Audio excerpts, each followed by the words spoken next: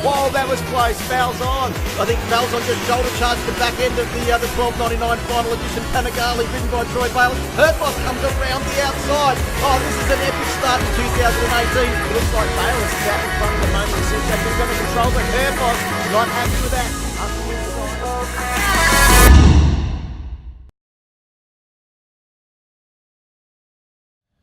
I'm completely beside myself. You've got no idea how excited I am.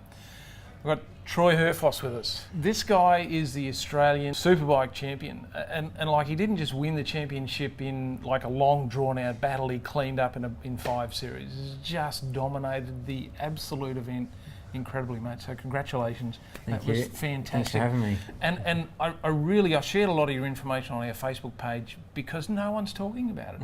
Like, the mainstream media is ignoring the fact that you just dominated the entire event. You and your Honda team just did a fantastic job, mate. So, tell us what looked easy for us. Yeah, I wish I could say it was easy. It was just one of them years where everything come together. We had a lot of race wins, although they were really hard fought. I come out on top of them little battles, and over time that accumulated, and it made it look like it was a really easy championship to win. Yeah. But in actual fact, it was really tough. There was a lot of little personal battles through the year I really wanted to win. New team this year, like same bike but new team. The return of Troy Bayliss. You want to come out on top of the little battles with them guys because he's one of the best in the world, and the guys I'm racing against. When you start losing them little battles, the momentum shifts, and this year was just a lot of luck went our way in that regard. And the ball got rolling, and we just had a fantastic year. I was going to make a comment about the fact that you made it look easy, but some of the competition you're against is just world leading. It is between Josh Waters, Wayne Maxwell, Glenn Allerton, and many more Australian domestic superbike races. They've got a lot of experience. They're all on good bikes. I think this year all the best riders had a good package, which doesn't happen every year. And then you throw in Troy Bayliss with Ducati. The motivation was high for everyone this year, and the battles were epic. Really, they were really tough battles to win. And some of the racing was the best it's been in many years.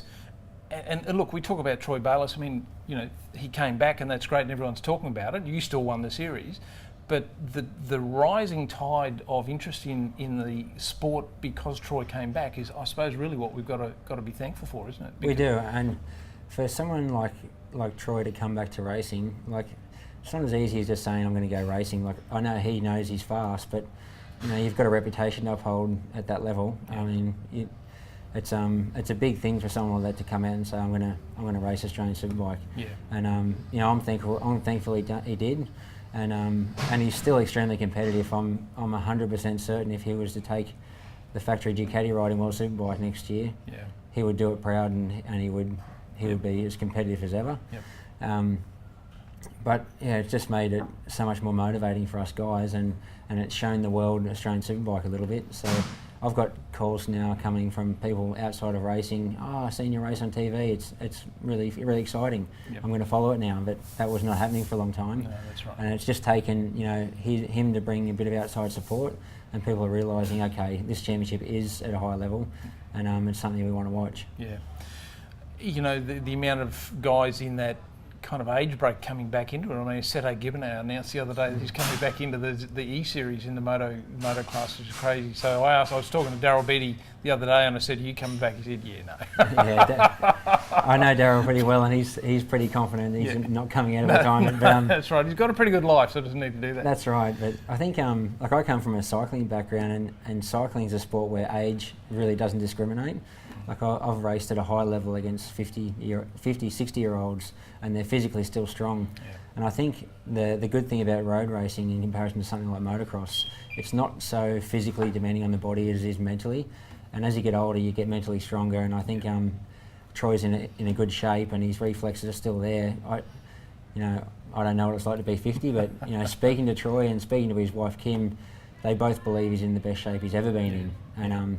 And I follow his training online, and he puts in a lot of hours. So Yeah, he's 50, but now all that's done now is for me is said, okay, I've got 20 years left in me. Yeah. The cutoff was 40 for me, but now I think I'm going to try and go to 50. Well, that leads me to my next question. We've only got you for a short amount of time, so really grateful you came down to meet us and just, you know, did I mention I'm excited? but just so cool to have you here. But what, now that you've got, you know, the title under the belt, what's next? Keep winning, I hope. Yeah. I haven't sort of accepted the fact that I'll be in Australia for the rest of my career, but I'm not actively looking for a ride outside of Australia. I would like to think if I continue winning that something may open up in World Superbike for me. Yep. Even if it's just a wild card ride on a top bike, just to see how I would go. But this year I done the Suzuka 8 Hour. Yes. I'm really highly motivated to move on to the factory bike next year and be in a position where I can win that race. So I think, race in Australia, try and make sure it's hard for them young guys to steal a ride off me and maybe win a few more Australian Superbike Championships. Well, mate, we wish you all the very best because it was an absolutely fantastic season, and you did your team proud, you did your sponsors proud, and any Honda supporter out there I know is really super impressed with what you did in a really, really tight competitive market, because it is. I mean, the Australian Superbike racing scene has been fantastic and a great feeding ground for a lot of international guys for a lot of years. So, you know, wish you all the best and hope that something comes from it. So if there's any international major factory rides out there, Troy's your man. Thank you. Thanks, mate. Thanks for having me.